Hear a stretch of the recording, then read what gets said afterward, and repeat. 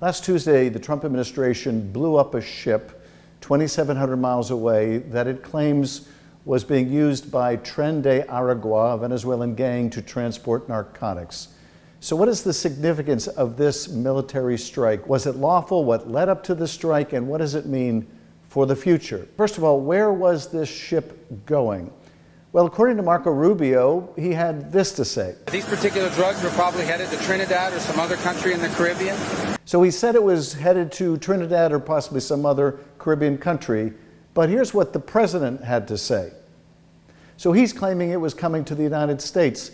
So which is it? Well, this is part of the problem with blowing up a ship, and that is you don't have full information about who's on the ship, what is the ship carrying, what is the ship's destination. It is hard to describe just how extraordinary and dangerous this action is and the kind of precedent that it sets. Because there are lots of ships carrying narcotics, tragically a lot of them headed for the United States, many headed for Caribbean countries, and our practice has always been to interdict those ships. That is, if they're coming to the United States, we send a Coast Guard vessel out, we stop, we halt, we detain those that are on board, we prosecute them. This is the first time I'm aware an administration has just decided we're going to blow them up without even knowing exactly who is on this ship. Now, the administration claims there were 11 people on the ship, but then again, they claimed that it was heading to Trinidad, and then they claimed that it was heading to the United States. So I don't know how confident we can be. The only evidence they've really provided is this video, which the president was very happy to post on social media because there's the president looking decisive using military force blowing up this ship. What about the lawfulness of this action? The administration claims that it's lawful because they unilaterally have designated this gang Tren de Aragua as a terrorist organization. Well, first of all, designating an organization as a terrorist organization doesn't give you the lawful right to just kill them without anything more. When you designate an organization as a terrorist organization, it allows you to seize their assets, it allows you to apply sanctions, but it does not somehow substitute for the constitutional requirement that Congress alone authorizes war or the use of military force absent an imminent threat. Now, if that ship was firing on a U.S. vessel, that would be one thing, but it was hundreds, indeed thousands of miles from the United States. There was no evidence that it posed some immediate threat. There was no justification given why that ship could not have been seized. Indeed, Secretary Rubio has said that he recommended that the president have the vessel seized. That's clearly not what happened here. So here's a letter from Marco Rubio, among others, taking issue with what was happening in the Philippines when Duterte, the dictator in the Philippines, was engaged in what Marco Rubio then described as a campaign of extrajudicial killing of people in the war on drugs. So he takes issue when Duterte does it, but here now he is defending the president for his extrajudicial killing of these people on this vessel.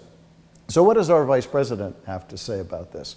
Well, Vance said in his view, here's Vance, that this is the highest and best use of the military. So apparently, according to Vance, the highest and best use of the military is not to defend our country against foreign attack or invasion or those things. No, it's blowing up a ship 2,700 miles away.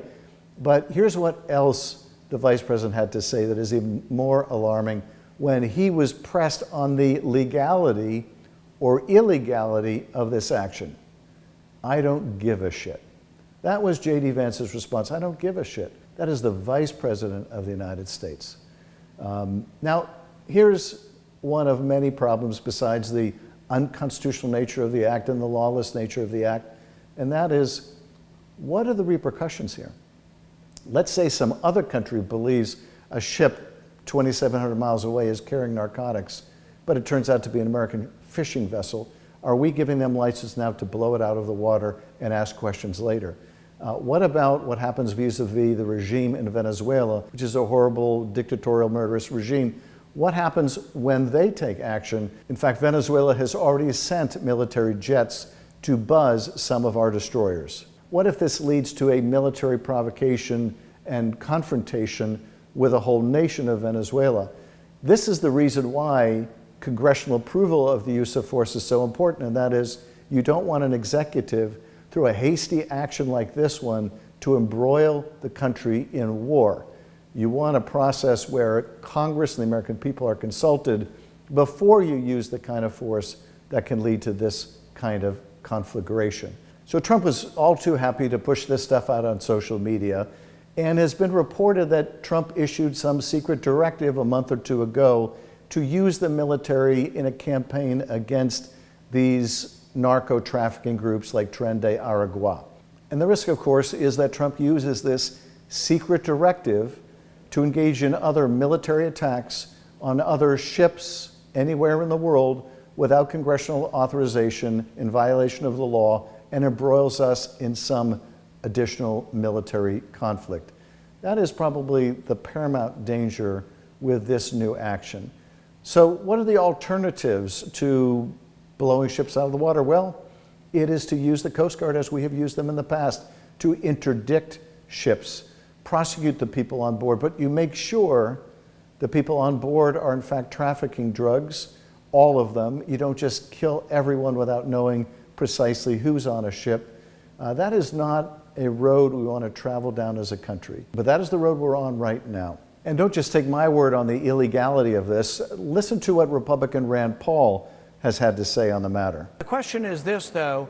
We have dozens of ships every day stopped for drugs. Is the new policy going to be blow them to smithereens with drones? I can't imagine that's going to be our policy. It would lead to chaos. We have dozens of ships.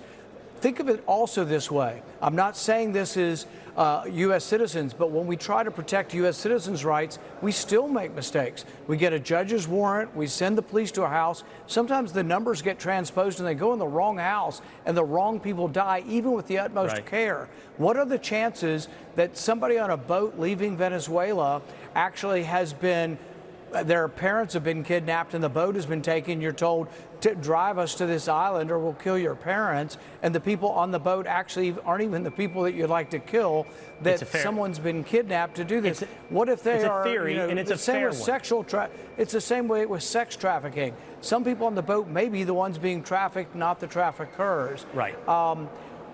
The other question nobody seems to have asked, one more question is, nobody seems to have asked, this outboard boat was 2,700 miles. How do we know it was coming to the U.S.? So they may be selling drugs in Trinidad. We are the in destination point for whatever percentage of drugs coming out of Central and South America. Maybe. You don't think anybody in the Caribbean's using drugs? What if they're selling the drugs in Trinidad? Are we now the police for Trinidad? Well, they always say, are we going to blow up every boat? It's just insane. You can't blow up what every I want to ship say, Senator, that you is think I always might get have this. drugs on. Say what you will about Paul's views on a whole lot of other issues. It is at least refreshing to hear a Republican willing to stand up to some of the lawlessness of this administration. As a former assistant U.S. attorney, I prosecuted gangs and criminals that were bringing large quantities of drugs into the country. There is a way to fight the importation of these substances that are killing millions of Americans. There's a smart way to do it, there's a tough way to do it, and then there is a lawless way to do it. And what we have just seen from the Trump administration is a lawless way to do it. It could result in the United States killing people by mistake, could result in other countries killing Americans by mistake, and could also lead to a direct military confrontation with other nations.